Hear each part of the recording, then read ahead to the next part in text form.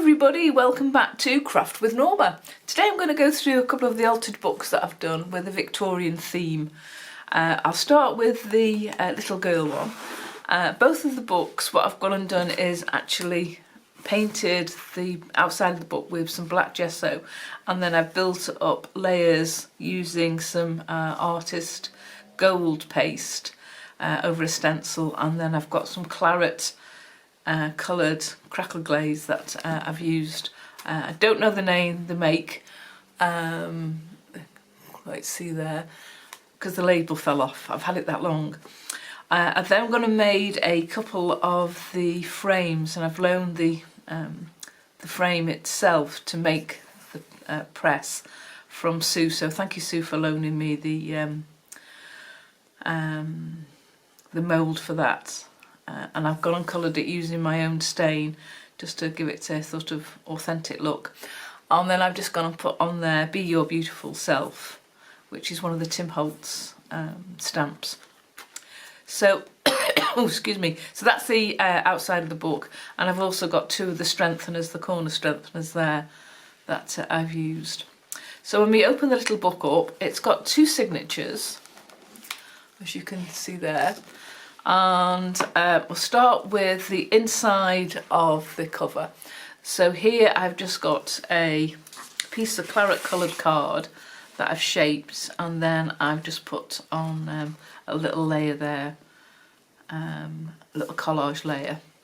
And then inside I've got a Victorian prison record of some lady, although I think it's French, if I'm honest. Then I've got a postcard, which is again sort of like French style, but it's got the skull on there and looks a little bit spooky. And then I've got one of the calling cards, which is all about the retailer of coffins. Which is just something a little different. And then here we've just got a little notebook that I've gone and made.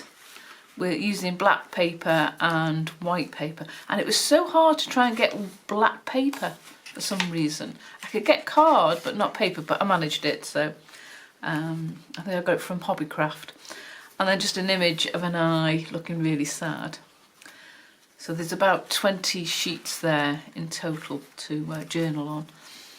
And then in Victorian times they were quite interested in the afterlife, so that's just an advert for afterlife. And then on this side I've just gone to put in a little folder. So again I've gone and used one of the little frames with a little spooky picture, you can see that, and a little thing up there that just says add one. Now this is connected by a magnet. You can just hear it there, which keeps it closed when it's in the book. And again I've just done a little bit of collage there, and then this opens up like that. So in here we've got Asylum for the Criminally Insane. Now I don't know whether this young girl is or isn't, but it's just a little black tag that just slots into there. And then here on this side again I've got another one of those prison records from Victorian time, and a postcard with a skull on it, again for journaling on, and that just slots into there like so. Put that there. There we go.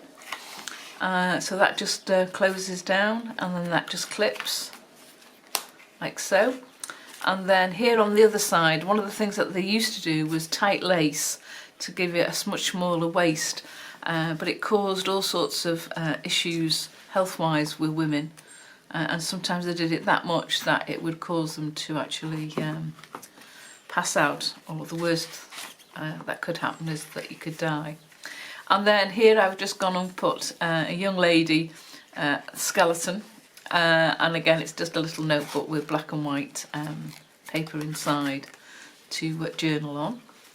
And here I've got a postcard of a Victorian young lady showing a bit of leg, which obviously they didn't do. So it's a bit of a naughty postcard, and that just slots into there like so. So that's that book,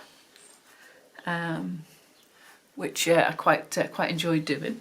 And then this one, exactly the same on the outside, same process again, different picture, and this time I called it Victorian Macabre. And again, a similar format. So got a claret coloured piece of card there, and then just some pictures, just saying just one life. Life in the Victorian times didn't mean very much. Death was around the corner, especially for the normal poorer people. And then we've just got a little advert there for a pair of glasses. Then we've got the Penny Dreadfuls. Now, Penny Dreadfuls used to be available, so it told you the latest news that was going on, and they were, as it says, it was a penny. And you'd find someone would buy it, and then they would go to the ale house and they would read it out to ones who couldn't read or didn't even have the penny to buy one. And then this is just a little mini postcard of Poe, the poet, and that just slots into there.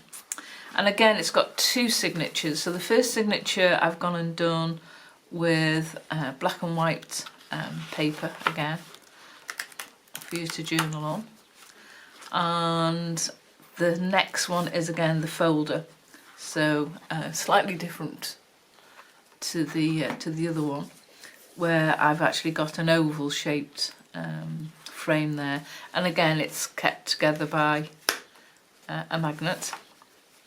And then when we open it out, we've got one of the Bronte sisters, and it says that she cauterised her own wound when she was bitten by a rabid dog, but not wanting to worry others, she used a red hot poker and seared her own flesh to the bone. Now, how true that is, I don't know, because I haven't read any of the books or anything about it, so it'd be interesting to see if anyone can give me any insight to that. And then here I've just put a little tag with a pen, obviously to represent the fact that she was an author, and then some a little tiny letter there. And then on this side I've just gone and printed out a picture of a flower, a poppy, and then a picture of a little girl holding a doll, a little spooky picture. And then here we've got a postcard that just slots into there for you to do some journaling on, and a vintage Victorian couple. And here I've just popped a little letter into there for you to journal on. Whoops. Go in there. I'll put that back in a second. And again, that just flops over like so, and it keeps together using the magnet. And then turning over, we've got just a picture of a young lady, not the most attractive Victorian lady there. And then here I've got the asylum for the criminally insane, and I've got two pictures of some gentlemen that were prisoners at the time. And it's sad because so many people got put into asylums that weren't mad. They may have been a daughter that was a bit wayward, or a wife, or the fact that they were a criminal and decided that they would put them into the asylum. And then just in the corner there's a little picture of a little girl, a little spooky girl with a little spooky doll. And again, two young ladies and a spooky doll. And that's just a little notebook, again in black and white papers for you to sort of journal on. And that just slots into there like so. So that's that little book. So I say both books are now available in my Etsy shop, and I hope you enjoyed the little flip through of something different that I've done for a change. So thank you for watching. If you've subscribed to me, thank you. If you haven't, please hit that button, and don't forget to hit the bell icon, because that'll let you know when I'm doing a next video. So thanks very much for watching, and I'll see you again. Bye.